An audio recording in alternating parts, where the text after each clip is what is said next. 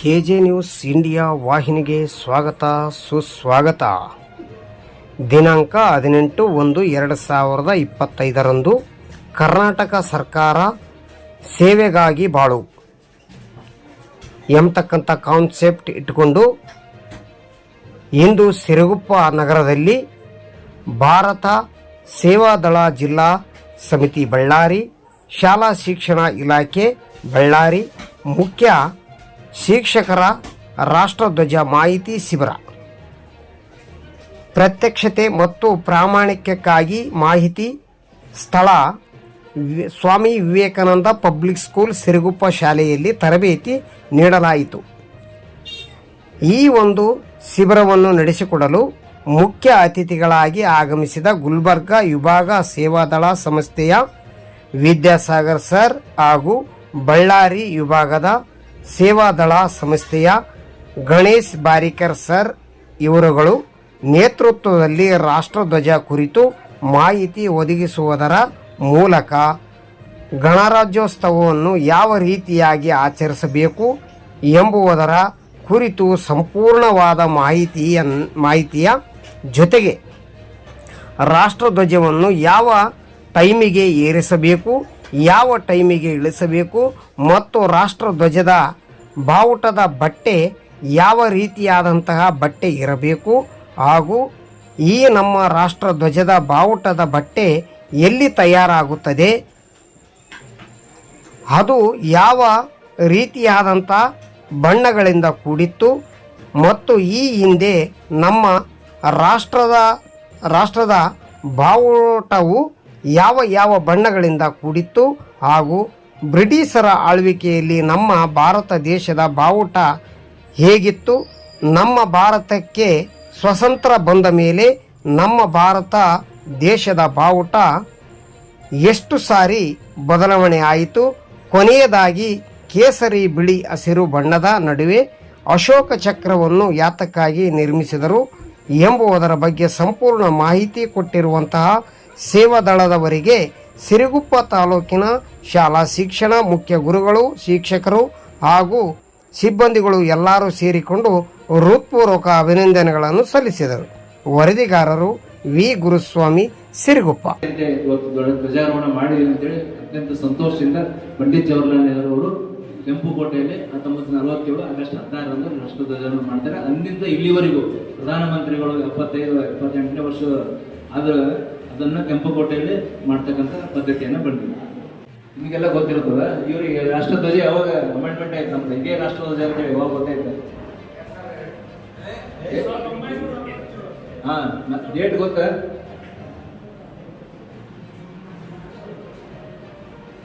ನೀವು ಹೇಳ್ಬೇಡ್ರಿ ಶಿಕ್ಷಕ, ನಿಮ್ಗೆ ಗೊತ್ತಿರ್ತದೆ. ನಿಮ್ಗೆ ಗೊತ್ತಿರ್ತದೆ ಸರ್, ಯಾರಿಗೆ ಗೊತ್ತಾ? ರಾಷ್ಟ್ರಧ್ವಜ ಯಾವಾಗ ಅಂಗೀಕಾರ ಆಯ್ತು? ಇದೇ ರಾಷ್ಟ್ರಧ್ವಜ ಅಂತೇಳಿ ಯಾವಾಗ ಅಂಗೀಕಾರ ಆಯ್ತು? ನಿಮ್ಗೆ ಗೊತ್ತಿದೆ, ನಮ್ಗೆ ಗೊತ್ತು ಅಂತ ಹೇಳಿದ ನೀವು ಹೇಳ್ಬೇಡ್ತೀರಿ. ನಿಮ್ಗೆ ಗೊತ್ತಿದೆ. 1947 ಜುಲೈ 22ರಂದು ನೀವೆಲ್ಲ ಟ್ರೈನಿಂಗ್ ತಗೊಂಡಿರ್ತೀರಿ, ನಿಮ್ಗೆಲ್ಲ ಗೊತ್ತಿದೆ. 1947 ಜುಲೈ 22ರಂದು ಅಂದಿನ ರಾಷ್ಟ್ರದ ಪ್ರಧಾನಮಂತ್ರಿ ಆಗೋರು ಜವಾಹರ್ಲಾಲ್ ನೆಹರು ಅವರು ಅಂದಿನ ಶಾಸಕಾಂಗ ಸಭೆಯಲ್ಲಿ ಪ್ರದರ್ಶನ ಮಾಡಿ ಇದು ನಮ್ಮ ರಾಷ್ಟ್ರಧ್ವಜ ಅಂತ ಹೇಳಿ 1947 ಜುಲೈ 22. ಅದಕ್ಕಿಂತ ಮುಂಚೆ ಸುಮಾರು ಒಂದು 5-7 ಬಾರಿ ಧ್ವಜ ಚೇಂಜ್ ಆಗಿತ್ತು. ಅದು ಅಧಿಕೃತವಾದ ಧ್ವಜವನ್ನ ನಮ್ದು ಈಗ ಆಗಸ್ಟ್ 15 ಸ್ವತಂತ್ರ ಕೊಡ್ತಾರೆ, ಮೌಂಟ್ ಬ್ಯಾಟನ್ ಅವರು ನಮಗೆ ಸ್ವತಂತ್ರ ಕೊಡ್ತಾರೆ ಅಂತ ಹೇಳಿ ಗೊತ್ತಾದ ಮೇಲೆ ಅದಕ್ಕಾಗಿ ಒಂದು ರಚನೆ ಮಾಡ್ತಾರೆ, ಒಂದು ಧ್ವಜದ ಕಮಿಟಿ ಮಾಡ್ತಾರೆ. ಧ್ವಜ ಕಮಿಟಿ ಒಂದು ಮಾಡ್ತಾರೆ. ಅಲ್ಲಿ C Rajagopalacharya, K M Munshi, Baba Saheb Ambedkar, Abul Kalam Azad ಅವರು ಮತ್ತು ಸಿ ರಾಜಗೋಪಾಲಾಚಾರ್ಯ ಅವರ ನೇತೃತ್ವದಲ್ಲಿ 7 ಜನರ ಒಂದು ಕಮಿಟಿ ಮಾಡ್ತಾರೆ. ಆ ಕಮಿಟಿ ಮುಖಾಂತರ ಇದು ಕೇಸರಿ ಬಿಳಿ ಹಸಿರು ಮೊದಲು ಚರಕ ಇತ್ತು, ಆ ಚರಕವನ್ನು ತೆಗೆದು ಚಕ್ರವನ್ನು ಮಾಡ್ತಾರೆ. ಅಶೋಕನ ಚಕ್ರ, ಸಾರನಾಥ ಅಶೋಕನ ಚಕ್ರ, ಧರ್ಮದ ಚಕ್ರ ಮತ್ತು 24 ಗುಣಗಳ ನಿರಂತರ ಪ್ರಗತಿಶೀಲ ಇರಲಿ ಅಂತೇಳಿ ಆವತ್ತಿನ ದಿವಸ 1947 ಜುಲೈ 22ರಂದು ಅಂದಿನ ಒಂದು ಶಾಸಕಾಂಗ ಸಭೆಯಲ್ಲಿ ಪಂಡಿತ್ ಜವಾಹರ್ಲಾಲ್ ನೆಹರು ಅವರು ಪ್ರದರ್ಶನ ಮಾಡಿ ಇದು ಸರ್ವಾನುಮತದಿಂದ ಅಂಗೀಕಾರ ಮಾಡಿದಂಥ ಧ್ವಜ. ಅಂದಿನಿಂದ ಇಲ್ಲಿವರೆಗೂ ಅದೇ ಧ್ವಜ ಇದೆ. 1947 ಜುಲೈ 22ಕ್ಕೆ ಅದನ್ನ ಸರ್ವಪಳ್ಳಿ ರಾಧಾಕೃಷ್ಣನ್ ಅವರು ಆ ಒಂದು ಸಭೆಯಲ್ಲಿ ಈ ಧರ್ಮಗಳು ಮತ್ತು ಜಾತಿಗಳು ಯಾವುದೇ ಒಂದು ಬಣ್ಣ ಅರ್ಥ ಕಲ್ಪಿಸಬೇಡ, ಇದು ಕೇಸರಿ ಧೈರ್ಯ ಮತ್ತು ತ್ಯಾಗದ ಸಂಕೇತ, ಬಿಳಿ ಶಾಂತಿಯ ಸಂಕೇತ, ನಿರಂತರ ಪ್ರಗತಿಶೀಲ 24 ಗೆರೆಗಳುಳ್ಳ ಚಕ್ರ, ಅಶೋಕನ ಚಕ್ರ, ನಿರಂತರವಾಗಿ ಪ್ರಗತಿಶೀಲ ಆಗಿ ಹಸಿರು ಸಮೃದ್ಧಿ ಸಂಕ್ರಾಂತಿ ಅಂತೇಳಿ ಸರ್ವಪಳ್ಳಿ ರಾಧಾಕೃಷ್ಣನವರು ಅಂದಿನ ಒಂದು ಸಭೆಯಲ್ಲಿ ಹೇಳ್ತಾರೆ. ಈ ಧ್ವಜದ ಅರ್ಥವನ್ನು ಹೇಳ್ತಾರೆ. ಅದನ್ನ ಸರ್ವಾನುಮತದಿಂದ ಒಪ್ಪಿಗೆ ಮಾಡ್ತಾರೆ. ಸರೋಜಿನಿ ನಾಯ್ಡು ಅವರು ಇರ್ತಾರೆ, ಇಲ್ಲಿ ಎಲ್ಲರೂ ಇರ್ತಾರೆ, ಬಾಬಾ ಸಾಹೇಬ್ ಅಂಬೇಡ್ಕರ್ ಅವರು ಎಲ್ಲರೂ ಇರ್ತಾರೆ. ಅಂತ ಒಂದು ಸಂದರ್ಭದಲ್ಲಿ ಸರ್ವಾನುಮತದಿಂದ ಅಂಗೀಕಾರ ಮಾಡ್ತಾರೆ. ನೆಹರು ಅವರು ಅದನ್ನ ಪ್ರದರ್ಶನ ಮಾಡ್ತಾರೆ. ಅದು ಪೃಷ್ಠ ಧ್ವಜ. ಅಲ್ಲಿ ನಮ್ಮ ಖಾದಿ ಬಂಡರ್ನಲ್ಲೇ ಧ್ವಜ ತಯಾರಾಗುತ್ತೆ. ಯಾವಾಗ ಸ್ವತಂತ್ರಕ್ಕಿಂತ ಮುಂಚೆ ಮತ್ತು ಈಗಲೂ ಕೂಡ ಇದನ್ನೇ ಇಡೀ ಇಂಡಿಯಾದಲ್ಲಿ ಸಪ್ಲೈ ಮಾಡ್ತಾರೆ ಅವರು. ಅದು ಸಪ್ಲೈ ಮಾಡಿ ಯಾವಾಗ 75ನೇ ಸ್ವತಂತ್ರ ಅಮೃತ ಮಹೋತ್ಸವದಾಗ ಅದು ಯಾರ ಬಟ್ಟಿಗೆ ಬೇರೆ ಕಡೆ ಕಾನ್ಪುರ್, ಬೇರೆ ಬೇರೆ ಬೊಂಬೈನಲ್ಲಿ ಪರ್ಮಿಷನ್ ಕೊಟ್ಟರು. ಮೊದಲೇ ಸ್ವತಂತ್ರಕ್ಕಿಂತ ಮುಂಚೆ ಗರಗನಲ್ಲೇ ತಯಾರಾಗ್ತದೆ. ಅದು ನಮ್ಮ ಹೆಮ್ಮೆ ವಿಷಯ. ನಮ್ಮ ಕರ್ನಾಟಕದಲ್ಲೇ ಭಾರತದ ರಾಷ್ಟ್ರ ಧ್ವಜವನ್ನು ತಯಾರಾಗ್ತದೆ. ಅದನ್ನು ISA ಟ್ರೇಡ್ ಮಾರ್ಕ್ ಮಾಡಿ ಬೇರೆ ಕಡೆ ಎಲ್ಲ ಕಡೆ ಸಪ್ಲೈ ಮಾಡ್ತಾರೆ. ಮತ್ತು 3 ಮತ್ತು 2 ಅನುಪಾತದಲ್ಲಿ ಧ್ವಜ ತಯಾರಾಗ್ತದೆ. ಫಸ್ಟ್ 3 ಮತ್ತು 2 ಅನುಪಾತದಲ್ಲಿ ಧ್ವಜ. ಅದ್ರ ಮೇಲೆ ದೊಡ್ಡ ದೊಡ್ಡ ದೊಡ್ಡ ಧ್ವಜಗಳು ಇರ್ತವೆ. ನಮ್ಮ ಇದರ ಪ್ರಕಾರ ನಮ್ಮ ಶಾಲಾ ಕಾಲೇಜಿನಲ್ಲಿ 3-2 ಅನುಪಾತದಲ್ಲಿ ಧ್ವಜ. ಕನಿಷ್ಠ 20 ಅಡಿ ಕಂಬ ಇರ್ಬೇಕು. ಕನಿಷ್ಠ ಎಷ್ಟಿರ್ಬೇಕು? 20 ಅಡಿ ಕಂಬ ಇರ್ಬೇಕು. 2 ಫೀಟ್ ಒಳಗೆ ಹೋಗಿರ್ಬೇಕು. ಕನಿಷ್ಠ 20 ಅಡಿ ಕಂಬ ಇರಬೇಕು. ಆ ಕಂಬದ ಡಬಲ್ ಹಗ್ಗ ಇರಬೇಕು. ಅದು ಕಂಬದ ಡಬಲ್ ಹಗ್ಗ ಇರಬೇಕು. ಬಿಳಿ ಹಗ್ಗನೇ ಇರಬೇಕು. ಅದಕ್ಕೆ ಬಿಳಿ ಬಣ್ಣನೇ ಬಡಿದಿರ್ಬೇಕು. ಅದಕ್ಕೆ ಕಂಬಕ್ಕೆ ಕೇಸರಿ, ಬಿಳಿ, ಹಸಿರು ಬಿಡೋದಿಲ್ಲ, ಬಿಳಿದೇ ಇರ್ಬೇಕು. ಬಿಳಿ ಬಣ್ಣನೇ ಇರ್ಬೇಕು. ನೀವೆಲ್ಲ ಕಡೆ ನೋಡಿದ್ರೆ ಬಿಳಿ ಬಣ್ಣನೇ ಇರ್ತದೆ. ಬೇರೆ ಚೇಂಜ್ ಮಾಡಬಾರ್ದು. ಜೊತೆಗೆ ನೆಲದ ಬಲ್ಲಿ ಇದ್ದರೆ ಚೆನ್ನಾಗಿ. ಮೇಲೆ ಶಾಲೆ ಮೇಲೆ ಇರ್ತಾವೆ ಕೆಲವೊಂದು ಶಾಲೆಗಳು. ಅದನ್ನ ಹೇಳಿದ್ದೀವಿ, ಭಾಳಷ್ಟು ಜನ ಹೇಳಿದ್ದೀವಿ. ಶಾಲೆ ಜಾಗ ಐತೆ ಅಂತಂದ್ರೆ ಕೆಳಗೆ ಮಾಡ್ಬೇಕು ಅಂತ. ಶಾಲೆ ಜಾಗ ಐತಿಲ್ಲ ಅಂದ್ರೂ ಸ್ವಲ್ಪ ಕೆಳಗೆ ನೋಡ್ಕೊಂಡು ಕೆಳಗೆ ಮಾಡ್ಬೇಕು. ಮ್ಯಾಗ ಮಾಡೋದು ನಿಜ. ಆಮೇಲೆ ಈಗ 4-5 ಅಂತಸ್ತು ಬಿಲ್ಡಿಂಗ್ ಇರ್ತಾವೆ. ಅಂತಲ್ಲಿ ಮ್ಯಾಗ ಮಾಡೋದಿರಲ್ಲ, ಕೆಳಗೆ ಮಾಡ್ಬೇಕು ಅಂತ ಹೇಳಿ. ಆಮೇಲೆ ಸೂರ್ಯೋದಯದಿಂದ ಸೂರ್ಯಾಸ್ತರೊಳಗೆ ಶಾಲಾ ಕಾಲೇಜಲ್ಲಿ ನಮಗೆ ಸೂರ್ಯೋದಯದಿಂದ ಸೂರ್ಯಾಸ್ತರೊಳಗೆ ಅಂದರೆ 6 ಗಂಟೆ ನಂತರ ಧ್ವಜ ಇಳಿಸ್ಬೇಕು. ನಾವು 4:00 ಇಳಿಸ್ತೀವಿ, 5:00 ಇಳಿಸ್ತೀವಿ, ಹಂಗಲ್ಲ 6 ಗಂಟೆ ನಂತರ ಇಳಿಸ್ಬೇಕು. ನಾವು ಹೇಳ್ತೀವಿ ಒಂದು ಉದಾಹರಣೆ. ನಮ್ಗೆ ಈಗಂತೂ ಮೀಡಿಯಾ ಭಾಳ ಫಾಸ್ಟ್ ಆಗ್ಯಾವ. ನಾವು ಏನು ಮಾಡಕತ್ತೀವಿ ರೆಕಾರ್ಡಿಂಗ್ ಆಗಿಬಿಡ್ತಾವೆ. ಏನು ಮಾಡತ್ತಿಲ್ಲ ಶಾಲೆಗೆ ಏನು ಮಾಡತ್ತಾರ ಮೊಬೈಲ್ನಾಗ ಹಿಡ್ಕೊಂಡು ಇಟ್ಕೊಂಡ್ಬಿಡ್ತಾರೆ. ಒಂದು ಎಕ್ಸಾಂಪಲ್ ಹೇಳ್ತೀನಿ ನಿಮಗೆ. ಒಬ್ಬರು MPEd PE ಟೀಚರ್ ನಮ್ಮ ಮಾನ್ಯರಾದ ರಾಯಚೂರಾದ ಗಂಟೆ ಹೇಳ್ತಾ ಇದ್ದೀವಿ. ಒಳ್ಳೆ ರ್ಯಾಂಕ್ ಸ್ಟೂಡೆಂಟ್ ಅವರು, ಎಕ್ಸ್ಪರ್ಟ್ ಟ್ರೈನರ್, ಧ್ವಜದ ಬಗ್ಗೆ ಹೇಳುತ್ತೆ ಎಲ್ಲ. MPEd ಟೀಚರು ಅವರ 5:15 ಇಳಿಸ್ಯಾರ ಅಂತೇಳಿ ಒಬ್ಬ ವಕೀಲ ಏನು ಮಾಡೋದು, ಟೈಮಿಂಗ್ ಹಾಕೊಂಡು 5:15 ಇಳಿಸಿದಂತ ಅವ್ರು ಕಂಪ್ಲೀಟ್ ಮಾಡೋದು. GPS ಕ್ಯಾಮ್ರಾದಾಗ 5:15 ಮಾಡಿ ಇಳಿಸ್ಯಾರ ಇವರು ಧ್ವಜ. ಇದು ಕಾನೂನು ಪ್ರಕಾರ ತಪ್ಪ ಅಂತೇಳಿ DC ಹೋಗಿ ಕಂಪ್ಲೀಟ್ ಮಾಡೋರು. ಅದಕ್ಕೆ ಅವರಿಗೆ ಮೆಮೊ ಇಶ್ಯೂ ಆಯಿತು. ಆಗಿ ಅದಕ್ಕೆ ಇನ್ಕ್ವೈರಿ ಆಗಿ ನಾನು ಹೋಗಿದ್ದೆ. ಅದಕ್ಕೆ ಅವರ ಮೇಡಮ್ ತಪ್ಪಿದ್ದಿದ್ದಿಲ್ಲ. ಅದೇನೋ ಮಳೆ ಬರ್ತಾ ಇತ್ತು, ಬೇಗ ಇಳಿಸಿದರು. ಮಳೆ ಬರ್ತದೆ ಧ್ವಜಕ್ಕೆ ಏನೋ ಆಗ್ಬೋದು ಅಂತ. ಏನೇ ಆಗಲೆಕ್ಕ ರಾಷ್ಟ್ರೀಯ ಹಬ್ಬದಲ್ಲಿ ಫಿಸಿಕಲ್ ಟೀಚರ್ಗೆ ತಮ್ಮ ನೆನಪಿರಬೇಕು. ರಾಷ್ಟ್ರೀಯ ಹಬ್ಬದಲ್ಲಿ ಮಾತ್ರ ಧ್ವಜ ಇಳಿಸ್ಬಾರ್ದು. ಬೇರೆ ಯಾವುದೇ ಕಾರಣದಲ್ಲಿ ಬೇರೆ ಒಂದು ಕ್ಯಾಂಪ್ಗಳು ನಡೆದಾಗ ಇಳಿಸ್ಬೇಕು. ಬಟ್ ರಾಷ್ಟ್ರೀಯ ಕಾರ್ಯಕ್ರಮದಲ್ಲಿ ಯಾವುದೇ ಕಾರಣಕ್ಕೂ ರಾಷ್ಟ್ರ ಧ್ವಜವನ್ನ ಸಾಯಂಕಾಲನೇ ಇಳಿಸ್ಬೇಕು. ಧ್ವಜ ಪ್ರಾಕ್ಟಿಕಲ್ ನೋಡಿದಾಗ ಗೊತ್ತಾಗ್ತದೆ. 2 ಸೈಡ್ ಮಾಡಿದ್ರೆ ಸೇಮ್ ಧ್ವಜ ಕಾಣ್ತದೆ, ಅಶೋಕ್ ಚಕ್ರ ಇರ್ತದೆ. ಇದನ್ನೇ ಮಾಡೋಣ ಅಂತೇಳಿ ನೆಹರು ಅವರ ಮುಖಾಂತರ, ರಾಜೇಂದ್ರ ಪ್ರಸಾದ್ ಅವರ ಮುಖಾಂತರ ಎಲ್ಲರೂ ಕೂಡ್ಕೊಂಡು 7 ಜನ ಸಮಿತಿಯವರು ಹೋಗಿ ಮಹಾತ್ಮ ಗಾಂಧೀಜಿಯವರು ಒಪ್ಪಿಸ್ತಾರೆ. ಇದು ಅಶೋಕ್ ಚಕ್ರ ಮಾಡ್ಬೇಕಂತೇಳಿ. ಇದು 1947 ಜುಲೈ 22ಕ್ಕೆ ಅಂಗೀಕಾರವಾದಂಥ ಧ್ವಜ. ಯಾವಾಗ ಅಂದಿನ ಶಾಸಕಾಂಗ ಸಭೆಯಲ್ಲಿ ಆದಂಥ ಧ್ವಜ. ಇದು ಎಷ್ಟು ಧ್ವಜ ಇದೆ, ಇದು ಧ್ವಜದ ಇತಿಹಾಸ. ಅದಾದಮೇಲೆ ಧ್ವಜದ ಇತಿಹಾಸದ ಆದಮೇಲೆ ಧ್ವಜದ ನಿಯಮಗಳು ಅಂತ ಕೇಂದ್ರ ಸರ್ಕಾರದ ಗೃಹ ಇಲಾಖೆಯಲ್ಲಿ ಅಡಿಯಲ್ಲಿ ಬರ್ತದೆ. ಯಾವುದೇ ಒಂದು ಧ್ವಜದ ನೀತಿ ನಿಯಮಗಳು ರೂಪುಗೊಳಿಸಬೇಕಾದ್ರೆ ಕೇಂದ್ರ ಸರ್ಕಾರದ ಗೃಹ ಇಲಾಖೆ ಅಡಿಯಲ್ಲಿ ಇರ್ತಕ್ಕಂಥ ನೀತಿ ನಿಯಮಗಳು 1951ರಲ್ಲಿ, 52ರಲ್ಲಿ, 1971ರಲ್ಲಿ ಮತ್ತು ಅದಾದಮೇಲೆ 2002ರಲ್ಲಿ ಬ್ಲ್ಯಾಕ್ ಕೋಡ್ ಆಫ್ ಇಂಡಿಯಾ ಅಂತೇಳಿ ಸಪ್ರೇಟ್ ಆಗಿ ನೀತಿ ನಿಯಮಗಳನ್ನು ಜಾರಿ ಇರ್ತದೆ. 2002ಕ್ಕೆ ಪ್ರಧಾನಮಂತ್ರಿ ಗೃಹ ಮಂತ್ರಿ UK ಅಡ್ವಾಣಿ ಅವರು ಇದ್ರು. ಅವಾಗ ಅಂಥ ಒಂದು ಸಂದರ್ಭದಲ್ಲಿ 2002ರಲ್ಲಿ ಧ್ವಜ ನಿಯಮ ಬ್ಲ್ಯಾಕ್ ಕೋಡ್ ಆಫ್ ಇಂಡಿಯಾ ಅಂತೇಳಿ ತಂದರು. ಅದರ ನೀತಿ ನಿಯಮಗಳು ಯಾವಾಗ ಹಾರಿಸ್ಬೇಕು ಮತ್ತು ಎಲ್ಲಿ ಹಾರಿಸ್ಬೇಕು ಮತ್ತು ಅದರ ಶಾಲಾ ಕಾಲೇಜುಗಳಲ್ಲಿ ಏನು ಉಪಯೋಗಿಸ್ಬೇಕು, ಸಂಘ ಸಂಸ್ಥೆಗಳಲ್ಲಿ ಯಾವಾಗ ಉಪಯೋಗಿಸ್ಬೇಕು ಅನ್ನೋ ಒಂದು ಅನುಚ್ಛೇದಗಳ ನಿಯಮಗಳ ಪ್ರಕಾರ ಅಲ್ಲಿ ನಿಮ್ಗೆ ಕೊಟ್ಟಿದ್ದ ನೋಡ್ರಿ ಅನುಚ್ಛೇದಗಳು ಅದಾವ ನೋಡ್ರಿ ಪುಸ್ತಕದಲ್ಲಿ. ಆ ನೀತಿ ನಿಯಮಗಳ ಪ್ರಕಾರ ಅನುಚ್ಛೇದ 1, 2, 3 ಪ್ರಕಾರ ಅದನ್ನ ನೀತಿ ನಿಯಮಗಳು ಅಂತೇಳಿ ಫ್ಲಾಗ್ ಕೋಡ್ ಆಫ್ ಇಂಡಿಯಾ ಅಂತೇಳಿ ಮಾಡೋದು. ಜಾಕ್ ಅಂತೇಳಿ ನಕ್ಷತ್ರಗಳು ವಿಭಿನ್ನವಾಗಿದ್ದಾವೆ, ಸೂರ್ಯ ಚಂದ್ರ ಡಿಫರೆಂಟ್ ಆಗಿದೆ sir. This is the fourth flag sir. ಈಗ ತಮಗೆಲ್ಲ ಗೊತ್ತಾಯ್ತು 1910 ಇದು ಬ್ಯಾಗ್ ಇದು ಬಹಳ ಜನ ವಿರೋಧ ಮಾಡ್ತಾರೆ. ಇದಕ್ಕೆ ಕ್ರಾಂತಿಕಾರಿ ಹೋರಾಟಗಾರೆಲ್ಲ ವಿರೋಧ ಮಾಡ್ತಾರೆ. ವಿರೋಧ ಮಾಡಿ ನಮ್ಮ ಬೆಕ್ಕಿಗೆ ಧ್ವಜ, ಈ ಬ್ರಿಟಿಷ್ ಧ್ವಜ ಹಾರಿಸಿದ್ರೆ ನಮ್ಮ ಧ್ವಜ ಕಲ್ಪನೆ ಬಂದಂಗೆ ಆಗ್ತದೆ, ನಮ್ಮ ಧ್ವಜ ಹಾರಿಸಲಿದ್ದು ಅಂತೇಳಿ ಬಹಳ ಮಂದಿ ವಿರೋಧ ಮಾಡಿದಾಗ ಅವಾಗ ಮಹಾತ್ಮ ಗಾಂಧೀಜಿಯವರನ್ನ ಸಮ್ಮತಿ ಪಡೆದಂಥ ಧ್ವಜ ಇದು 1921ರಲ್ಲಿ ಬುಕ್ಕಿನಲ್ಲಿ ನೋಡಿ. ಬುಕ್ ಎಲ್ಲರೂ ಕೊಟ್ಟಿದ್ದಾರ. 1921ರಲ್ಲಿ ಇದು ಚರಕ ಆಂಧ್ರ ಪ್ರದೇಶದ ಬೆಜವಾಡದಲ್ಲಿ, ಬೆಜವಾಡ ಅಂದ್ರೆ ವಿಜಯವಾಡ ಅಂತಿರುವಾಗ ವಿಜಯವಾಡ ನಡೆದಂತ ಕಾಂಗ್ರೆಸ್ ಅಧಿವೇಶನದಲ್ಲಿ ಪಿಂಗಳೆ ವೆಂಕಯ್ಯನವರು ಈ ಒಂದು ಧ್ವಜವನ್ನ ಮಹಾತ್ಮ ಗಾಂಧೀಜಿಯವರಿಗೆ ತೋರಿಸಿ ಎಲ್ಲಾ ದೇಶದ ಧ್ವಜವನ್ನ ಅವಾಗಿನ ಕಾಲಕ್ಕೆ ಎಲ್ಲಾ ದೇಶದ ಧ್ವಜವನ್ನ ರೆಫರ್ ಮಾಡ್ತಾರೆ ಪಿಂಗಳೆ ವೆಂಕಯ್ಯನವರು. ಅವರು ಆಂಧ್ರ ಪ್ರದೇಶ ಕೃಷ್ಣಾ ಜಿಲ್ಲೆಯವರು.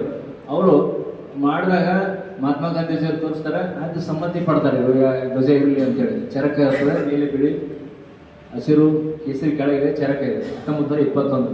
ಅದಾದ್ಮೇಲೆ ಎಲ್ಲ ಸರಗಂಟು ಹಾಕಿರ್ತಲ್ಲ ಅದು ಹಾಕ್ಬೇಕು.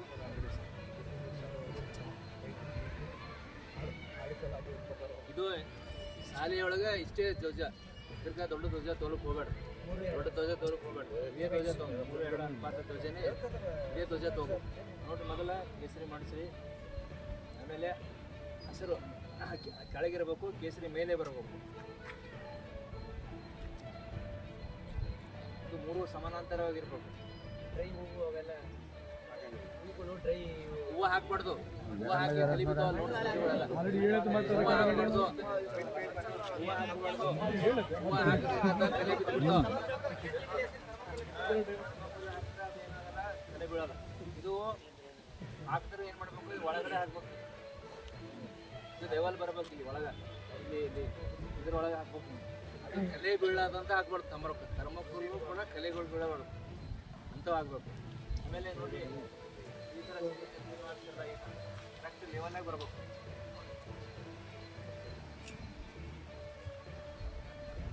ಮೂರು ಲೆವೆಲ್ನಾಗ ಬರ್ಬೇಕು. ಆಮೇಲೆ ಇಂಥ ಆಗೋ ಚಾನ್ಸಸ್ಸೇ ಬರೋದು. ಇದು ಮ್ಯಾಗ್ ಹಿಡಿದ್ರೆ ಮ್ಯಾಗಿಂದ ಇದು ಮ್ಯಾಗ್ ಹೋಗ್ಬಿಡ್ತು. ವೇಳೆ ಹಿಂಗೆ ಮಾಡಿದ್ರೆ ಅಂದ್ರೆ ಊಟ ಆಗುತ್ತೆ. ಯಾವುದೇ ಕಾರಣಕ್ಕೆ ಇದು ಯಾಕೆ ಚಿಣಿ ಕಟ್ಟಿರ್ತಾರಂದ್ರೆ, ಯಾಕೆ ಕಟ್ತಾರಂದ್ರೆ ಒಟ್ಟು ಇದು ಐಡೆಂಟಿಫಿಕೇಶನ್ಸ್ ಎಲ್ಲ ಕಟ್ಟಿರ್ತಾರೆ. ಚಿಣಿ ಹೇಳೋದು ಎಳಿಬಾರ್ದು, ಮ್ಯಾಗ್ ಬಿಡ್ಬೇಕು. ಚಿಣಿ ಹೇಳೋದು ಮ್ಯಾಗ್ ಬಿಡ್ಬೇಕು, ಚಿಣಿ ಇಡೋದು ಮ್ಯಾಗ್ ಇಡ್ಬೇಕು. ಈ ಕೆಳಗಿಂದಲೇ ಕಟ್ಟಬೇಕು ನೋಡ್ರಿ. ಇದು ಭಾಳ ಈಸಿ ಪ್ರೊಸೆಸ್. ಇದು ಒಂದು ಸತಿ ಇದು ಮಾಡಿ, ಇದು 2-3 ಅನುಪಾತ ಒಂದೇ ಸಾಕು. ಮೇಲೆ ತಗೋಬೇಕು, ಮೇಲಿಂದ ಒಂದೇ ಸತಿ ಕಟ್ಟಿಬಿಟ್ರೆ ಮುಗಿದೈತಿ. ಹಿಡಿದ್ರೆ ಮ್ಯಾಗ ಹೋದ್ರೆ ತಾನೇ ಆಗ್ತದೆ. ಇದು ಒಂದೇ ಸತಿ ಕಟ್ಟೋದು. ಇದು ಆಯ್ ಆಕಾರ, ಆಯ್ ಶೇಪ್. ಇದು ಆಯ್ ಶೇಪ್ ಸಣ್ಣ ಧ್ವಜ ಇದ್ದಾರೆ. ದೊಡ್ಡ ಧ್ವಜ ಇದ್ದರೆ ಯು ಶೇಪ್ ಬರ್ತದೆ. ದೊಡ್ಡ ಮಡಚುತ್ತೆ. ಇದು ಯು ಶೇಪ್ ದೊಡ್ಡ ಧ್ವಜ ಇದ್ದಾರೆ. ಇದು ಧ್ವಜ ಕಾಯಿನೇ ಸಾಕು. ನಮ್ಮ ಶಾಲೆಯಲ್ಲಿ ಇಷ್ಟೇ ಧ್ವಜ ಇರಲು, ಇಷ್ಟೇ ಕಟ್ಟೋದು. ಇಷ್ಟು ಜಾಸ್ತಿ ಕಟ್ಟಕ್ಕೆ ಹೋಗೋದು. ಆಮೇಲೆ 2 ಗಂಟೆ ಹಾಕೋದು, ಅದು ಮಾಡೋದು, ಏನು ಮಾಡೋದು. ಇದು ನೋಡಿರಿ, ಇದು ಮ್ಯಾಗ ಹೋಯ್ತಂದ್ರೆ ಆಟೋಮೆಟಿಕ್ಕಾಗಿ ನೀವು ಆರಾಮಾಗಿ ಹಾಕ್ಬೋದು. ಮ್ಯಾಗ ಇಷ್ಟು ಹೋದ್ರೆ ನೋಡಿರಿ, ಇದು ಇದ್ರಲ್ಲಿಂದ ಮ್ಯಾಗ ಹೋದ್ರೆ ಮುಗಿದೈತಿ. ಸ್ವಲ್ಪ ಹಿಂಗೆ ಹಿಡಿಬಿಟ್ರೆ ಆಯ್ತು, ಜಗದ್ರು ಬಂದ್ಬಿಡ್ತದೆ. ಇಷ್ಟು ನೋಡಿ ಈಜಿ ಬಂದ್ಬಿಡ್ತದೆ.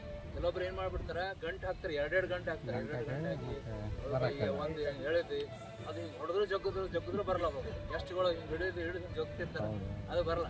ಅವ್ರಿಗೆ ಗೆಸ್ಟ್ಗಳಿಗೆ ಏನಿಲ್ಲ, ಹಿಂಗೆ ಹಿಡಿದ ತಕ್ಷಣ ಎಳೆದ ತಕ್ಷಣ ಬಂದ್ಬಿಡ್ಬೇಕು. ಹಿಂಗೆ ಹಿಡಿದುಗಳೇ ಬಂದ್ಬಿಡ್ಬೇಕು. ಒಂದೇ ಸತಿ ಗಂಟೆ ಹಾಕಿ ಸಾಕು. 2-3 ಇನ್ನೊಂದು ಸತಿ ತೋರಿಸ್ತಾರೆ. ತಿರಸ್ಕರಿಸಿದ ಧ್ವಜ ಇದು. ಕೇಸರಿ ಮತ್ತು ಚರಕ ಇದು ರಾಷ್ಟ್ರೀಯ ಕಾಂಗ್ರೆಸ್ ತಿರಸ್ಕರಿಸಿದಂಥ ಧ್ವಜ ಇದು. ಅಂದ್ರೆ ಅದು ಕಾಂಗ್ರೆಸ್ ಸಂಸ್ಥೆ ಇತ್ತಲ್ಲ ಅವಾಗ, ಇದು ಧ್ವಜಾರೋಹಣ ಮಾಡಲಿಲ್ಲ, ಅವಾಗ ತಿರಸ್ಕಾರ ಮಾಡಿದ್ರು. ಧ್ವಜ ಬೇಡ ಅಂತೇಳಿ 8 ಕಮಲಗಳು. ಇದು ಫಸ್ಟ್ ಧ್ವಜ. ಇದು 1906ನೇ ಇಸ್ವಿಯಲ್ಲಿ ಪ್ರಥಮ ಧ್ವಜ. ಇದು ಫಸ್ಟ್ ಧ್ವಜ ಕಲ್ಕತ್ತಾದ ಪಾರ್ಸಿ ಬಗಾನ್ನಲ್ಲಿ ಸುರೇಂದ್ರನಾಥ್ ಬ್ಯಾನರ್ಜಿ ಮತ್ತು ನರೇಂದ್ರನಾಥ್ ದತ್ ಅಂತ ಅದು ಸ್ವಾಮಿ ವಿವೇಕಾನಂದ ತಮ್ಮರು ಎಲ್ಲರೂ ಸೇರಿ ಇದು ಮಾಡಿದ್ದು. ಕಲ್ಕತ್ತಾದ ಪಾರ್ಸಿ ಬಗಾನ್ನಲ್ಲಿ ದೇಶದಲ್ಲಿ ಒಂದು ಪಾರ್ಕ್ನಲ್ಲಿ ಇದು ಧ್ವಜ ಹಾರಿಸ್ತಾರೆ. ಫಸ್ಟ್ ಧ್ವಜ ಇದು ನಮ್ಮ ಭಾರತ ದೇಶದ ಧ್ವಜ. ಇದು ಫಸ್ಟ್ ಧ್ವಜ ಅಂದ್ರೆ ಅಖಂಡ ಭಾರತದ. ಅವಾಗೆಲ್ಲ ರಾಜ ಧ್ವಜ ಇತ್ತು, ಬಟ್ ನಮ್ಮ ಅಖಂಡ ಭಾರತ ಧ್ವಜ 1906. ಅದಾದ್ಮೇಲೆ 1907ರಲ್ಲಿ ಪ್ರಪ್ರಥಮವಾಗಿ ವಿದೇಶದಲ್ಲಿ ನಮ್ಮ ಧ್ವಜ ಹಾರಿಸಿದಂಥದ್ದು, ನಮ್ಮ ದೇಶದ ಧ್ವಜವನ್ನ ವಿದೇಶದಲ್ಲಿ ಹಾರಿಸಿದಂಥವ್ರು ಒಬ್ಬ ಮಹಿಳೆ, ಮೇಡಮ್ ಬಿಕಾಜಿ ರುಸ್ತುಂ ಕಾಮಾ ಅಂತೇಳಿ ಫಸ್ಟ್ ಧ್ವಜವನ್ನ ಹಾರಿಸಿದ್ರು. ಅದು ರಾಷ್ಟ್ರ ಧ್ವಜದ ಹಿನ್ನೆಲೆ ಅಂತ ಬಂದಾಗ, ರಾಷ್ಟ್ರ ಧ್ವಜದ ಇತಿಹಾಸ ಅಂತ ಬಂದಾಗ ಇವರ ಹೆಸರನ್ನ ಅಜರಾಮರವಾಗಿ ಸುವರ್ಣ ಅಕ್ಷರಲ್ಲೇ ಇರ್ತಕ್ಕಂಥದ್ದು ಮೇಡಮ್ ಕಾಮಾ ಅಂತ ಒಬ್ಬ ಮಹಿಳೆ. ಜರ್ಮನಿಯಲ್ಲಿ ನಡೀತಕ್ಕಂಥ ಸ್ಟೂಟ್ಗರ್ಟ್ ಪ್ರದೇಶದಲ್ಲಿ 1907ರಲ್ಲಿ ಮೇಡಮ್ ಕಾಮಾ ಅವರು ಹಾರಿಸಿರ್ತಕ್ಕಂಥ ಧ್ವಜ ಇದು. ನೋಡ್ರಿ, ಇದು ವಿದೇಶದಲ್ಲಿ ಹಾರ್ತಕ್ಕಂಥ ಫಸ್ಟ್ ಧ್ವಜ ಇದು. ನೋಡ್ರಿ, 1,000 ಜನರ, ನಾವು 1,000 ಜನರು. ಅವಾಗ ಅಂತಾರಾಷ್ಟ್ರೀಯ ಸಾಮಾಜಿಕ ಸಮ್ಮೇಳನ ನಡೆದಿರ್ತದೆ. ಅಂತಾರಾಷ್ಟ್ರೀಯ ಚಾನೆಲ್ ಅನ್ನು ಸಬ್ಸ್ಕ್ರೈಬ್ ಮಾಡಿ ಮತ್ತು ಪಕ್ಕದಲ್ಲಿರುವ ಬೆಲ್ ಬಟನ್